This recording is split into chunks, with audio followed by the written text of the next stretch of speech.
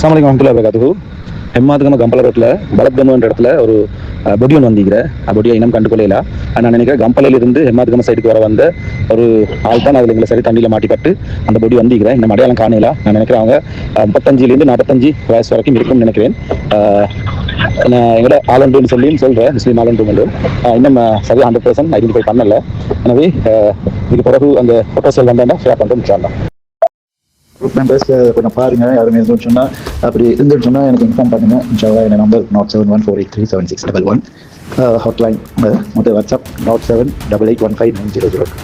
இன்ஷால்லா இன்ஃபார்ம் பண்ணுங்க. நான் சென்ட் போடுறேன். அஸ்ஸலாமு அலைக்கும்.